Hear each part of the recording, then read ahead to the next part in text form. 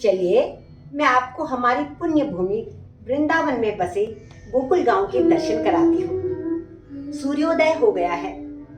सभी ग्रामवासी अपने अपने कार्य की ओर चल पड़े हैं। सभी लोग अपने अपने काम में जुट गए हैं, परंतु दिन रात कंस के आतंक से भयभीत भी हैं। वे निरंतर ईश्वर से इस भय से मुक्त होने की प्रार्थना करते रहते हैं।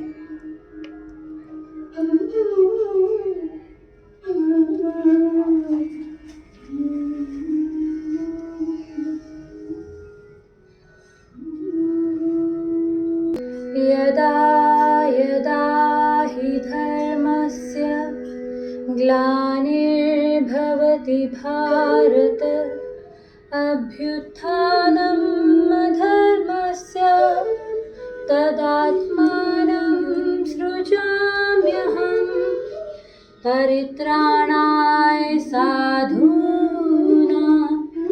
विनाशाय च दुष्कृता धर्म संस्थापनादायक संभवामि युगे युगे।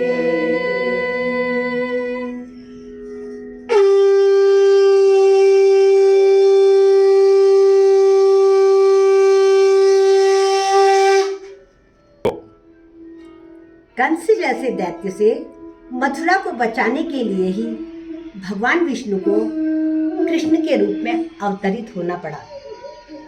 अंधेरी मध्य रात्रि में जबकि घनघोर बारिश हो रही थी, श्री कृष्ण ने देवकी के पुत्र के रूप में जन्म ले लिया।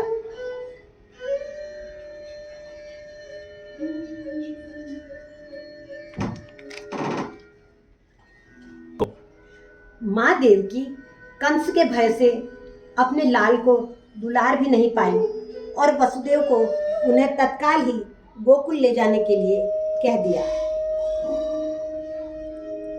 गोकुल जाते समय वसुदेव यमुना नदी की बाढ़ को देखकर भयभीत हो गए, परंतु कृष्ण ने टोकरी से बाहर पैर कर दिया।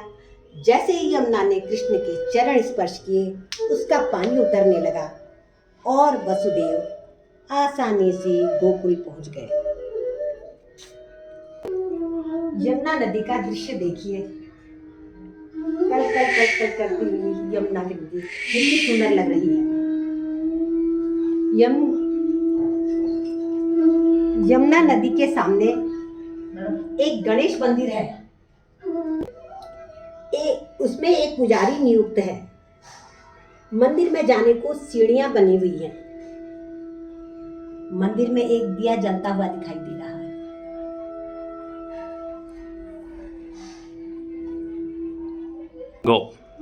नंद महल का दृश्य देखिए। छोटे कन्हैया माखन खा रहे हैं और दही की गागर उन्होंने गिरा भी दी है। माँ यशोदा अपने कान्हा को दुलार रही है।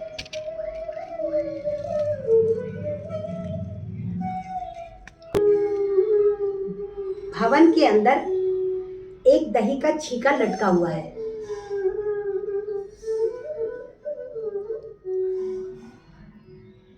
भवन के ऊपर भी एक कमरा है जहां कान्हा माखन खाते हुए दिखाई दे रहे हैं।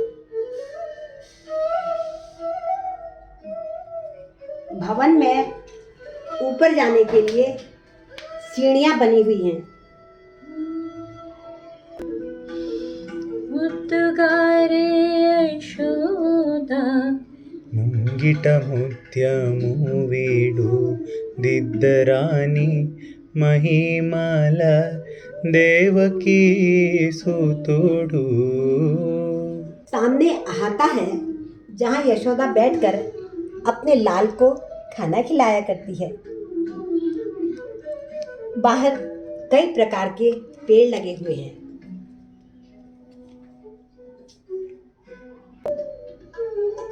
एक बार कन्हैया अपने सखाओं के साथ गेंद खेल रहे थे। गेंद खेलते खेलते यमुना में जा गिरी, जहां जब कालिया नाग ने कृष्ण को गेट देने से इनकार कर दिया तो क्या था, कृष्ण उससे भिड़ गए। कृष्ण ने कालिया नाग के ऊपर रौद्र रूप धारण करके नृत्य करना शुरू कर दिया और अंत में विजयी होकर के वापस आ गए।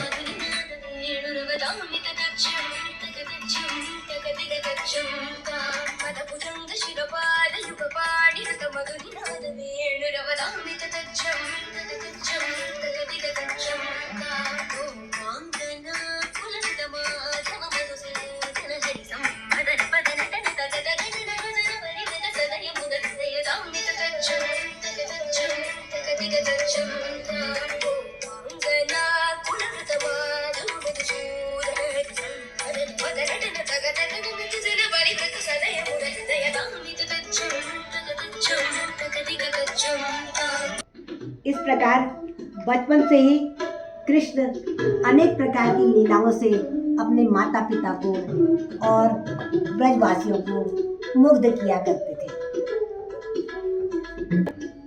यमुना नदी के किनारे एक गोपी कृष्ण के दर्शन की लालसा लिए बैठी हुई है कि कृष्ण आएंगे और दर्शन दे करके उसे कृतार्थ करेंगे।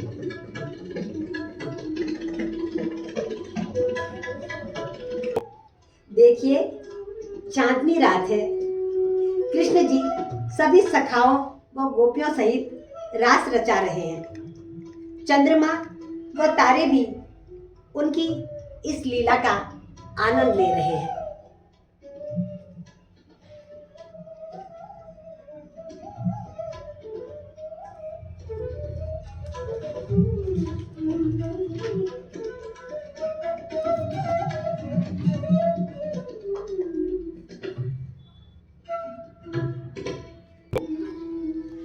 होली आ गई है। सभी सखियों ने कान्हा को झूला झुलाते हुए रंगों से सराबोर कर दिया है।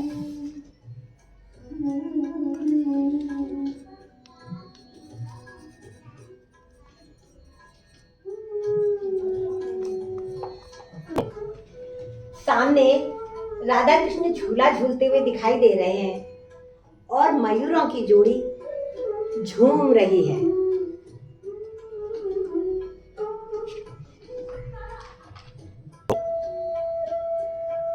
गोपियां दही लेकर मथुरा बेचने जा रही हैं, पर कृष्ण रास्ते में खड़े होकर उनकी दही की मटकी फोड़कर सारा दही ही खा लेना चाहते हैं। देखिए नटखट कन्हैया को। मधुबन में सभी गायें घास चर रही हैं। कृष्ण बांसुरी बजाने में तल्लीन है। गोपियां दही लेकर मथुरा बेचने जा रही हैं, पर रास्ते में कृष्ण को बांसुरी बजाते देख करके तन्मयता से खड़ी हो गई हैं।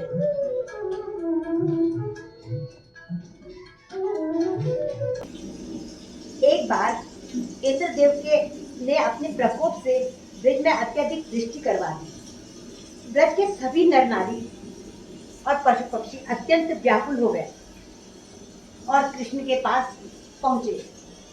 भगवान कृष्ण अपने प्यारे ब्रजवासियों की यह दशा नहीं देख सके और उन्होंने गोवर्धन पर्वत अपनी उंगली से उठा दिया तथा सभी ब्रजवासियों को उसके नीचे रख करके अभयदान दे दिया। देखिए गोवर्धन पर्वत का एक सीन। तभी उसी दिन से ये गोवर्धनधारी भी कहलाए।